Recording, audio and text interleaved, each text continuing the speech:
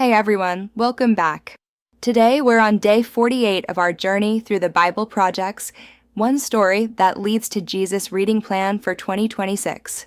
Quick note, I'm not affiliated with BibleProject.com. I'm simply using their wonderful reading plan that's available on their website.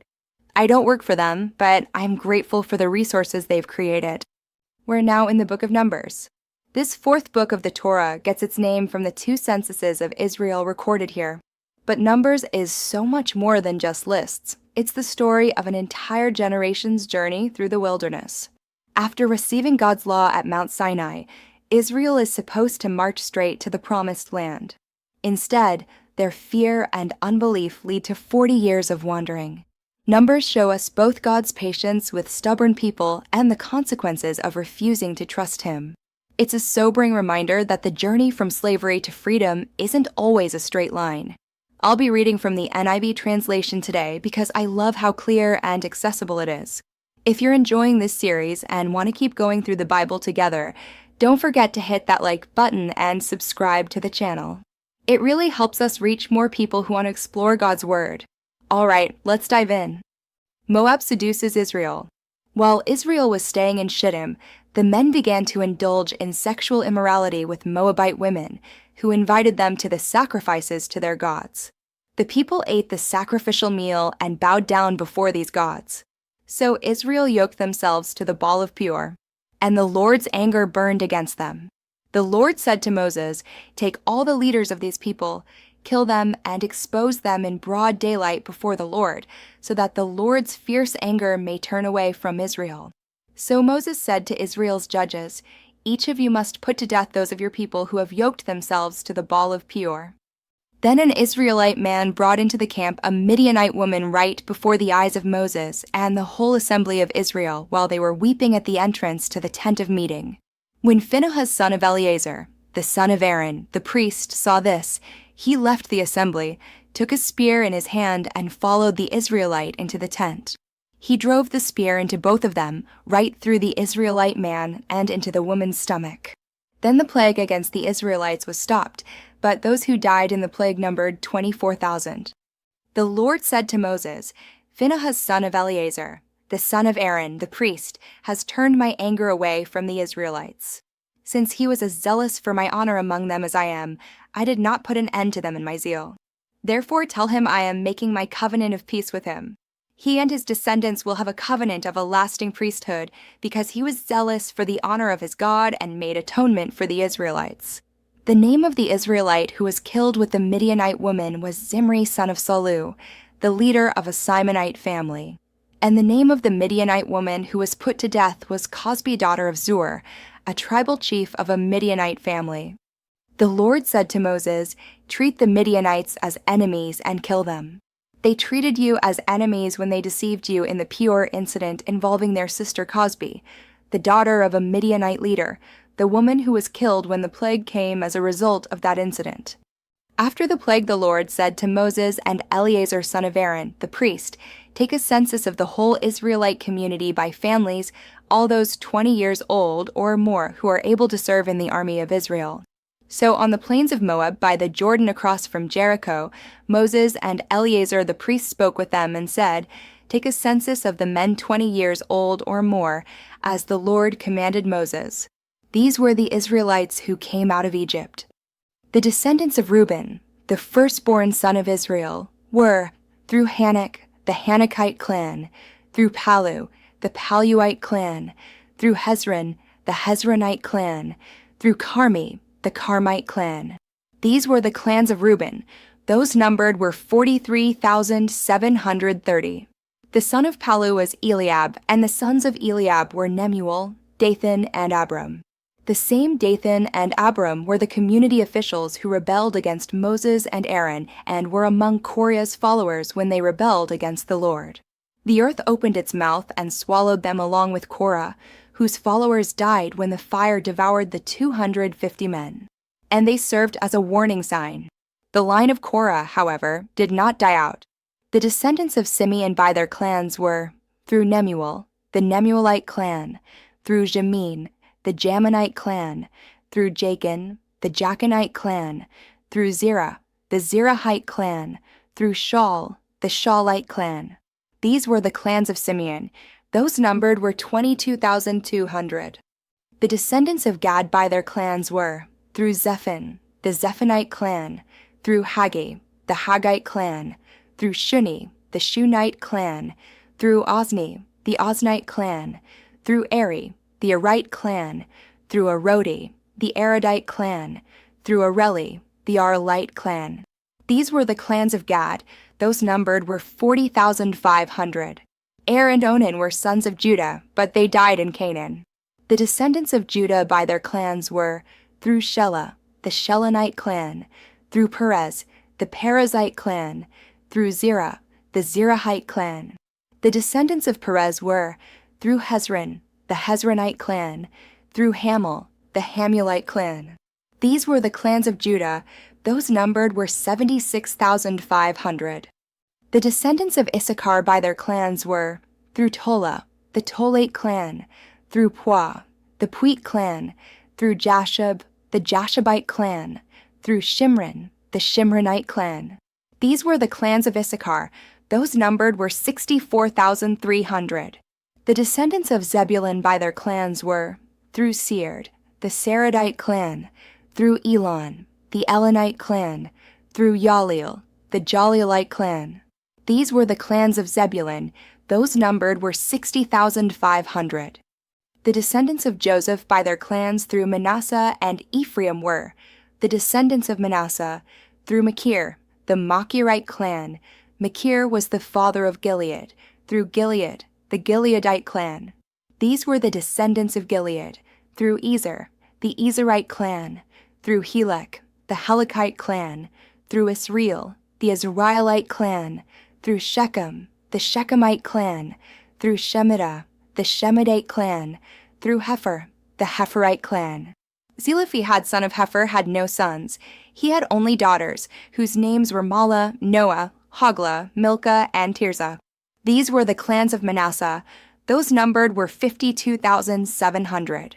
These were the descendants of Ephraim by their clans, through Shuthelah, the Shuthelahite clan, through Becher, the Becherite clan, through Tahan, the Tahanite clan. These were the descendants of Shuthelah, through Aaron, the Aaronite clan. These were the clans of Ephraim. Those numbered were 32,500.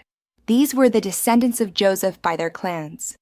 The descendants of Benjamin by their clans were, through Bela, the Belate clan, through Ashbel, the Ashbelite clan, through Ahiram, the Ahiramite clan, through Shupham, the Shuphamite clan, through Hupham, the Huphamite clan. The descendants of Bela through Ard and Naaman were, through Ard, the Ardite clan, through Naaman, the Naamite clan. These were the clans of Benjamin. Those numbered were 45,600. The descendants of Dan by their clans were, through Shuham, the Shuhamite clan. These were the clans of Dan. All of them were Shuhamite clans, and those numbered were 64,400. The descendants of Asher by their clans were, through Imnah, the Imnite clan, through Ishvi, the Ishvite clan, through Beriah, the Beriite clan. The descendants of Beriah, through Heber, the Heberite clan, through Malchiel, the Malchielite clan. Asher had a daughter named Sarah. These were the clans of Asher. Those numbered were 53,400. The descendants of Naphtali by their clans were, through Jaziel, the Jazielite clan, through Guni, the Gunite clan, through Jezer, the Jezerite clan, through Shillem, the Shillemite clan. These were the clans of Naphtali. Those numbered were 45,400. The total number of the men of Israel was 601,730. The Lord said to Moses, "The land is to be allotted to them as an inheritance based on the number of names. To a larger group give a larger inheritance, and to a smaller group a smaller one. Each is to receive its inheritance according to the number of those listed. Be sure that the land is distributed by lot. What each group inherits will be according to the names for its ancestral tribe. Each inheritance is to be distributed by lot among the larger and smaller groups." These were the Levites who were counted by their clans, through Gershon, the Gershonite clan, through Kohath, the Kohathite clan, through Merari, the Merarite clan.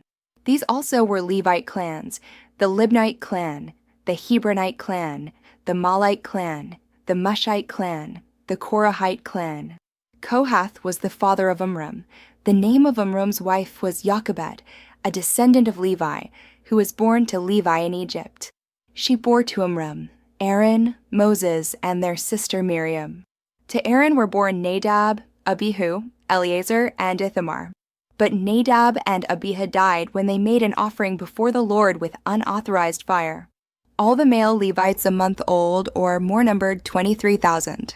They were not counted along with the other Israelites because they received no inheritance among them. These are the ones counted by Moses and Eleazar the priest when they counted the Israelites on the plains of Moab by the Jordan across from Jericho. Not one of them was among those counted by Moses and Aaron the priest when they counted the Israelites in the desert of Sinai. For the Lord had said of them, "They shall surely die in the wilderness. Not one of them will be left alive, except Caleb son of Jephunneh and Joshua son of Nun." Zelophehad's daughters. The daughters of Zelophehad son of Hepher, the son of Gilead, the son of Machir, the son of Manasseh, belonged to the clans of Manasseh son of Joseph. The names of the daughters were Mahlah, Noah, Hoglah, Milcah, and Tirzah. They came forward and stood before Moses, Eleazar the priest, the leaders, and the whole assembly at the entrance to the tent of meeting, and said, "Our father died in the wilderness." He was not among Korah's followers, who banded together against the Lord, but he died for his own sin and left no sons. Why should our father's name disappear from his clan because he had no son? Give us property among our father's relatives. So Moses brought their case before the Lord, and the Lord said to him, "What Zelophehad's daughters are saying is right. You must certainly give them property as an inheritance among their father's relatives, and give their father's inheritance to them. Say to the Israelites, if a man dies and leaves no son, give his inheritance to his daughter. If he has no daughter, give his inheritance to his brothers. If he has no brothers, give his inheritance to his father's brothers.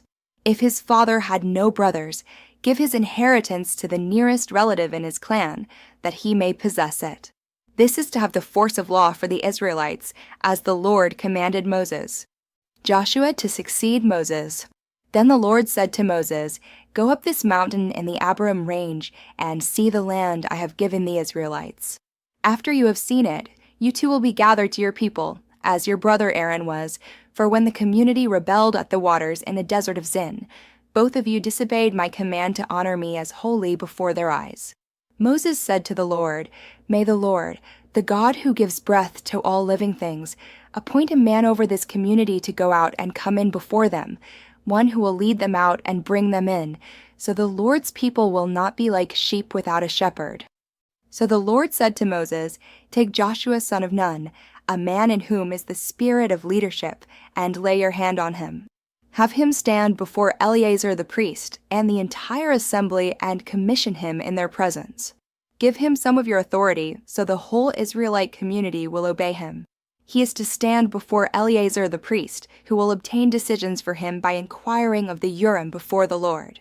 At his command the whole community of the Israelites will go out, and at his command they will come in." Moses did as the Lord commanded him. He took Joshua and had him stand before Eleazar the priest and the whole assembly.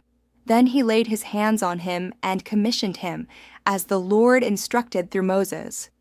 That's it for today's reading. Drop /day48 in the comments. I love seeing who's on this journey with me. If something stood out to you from today's chapters, share it below. And if you're enjoying these readings, hit that like button and subscribe. Before tomorrow, read Psalm 48. It's a beautiful pause as we continue into Numbers. See you tomorrow for Day 49.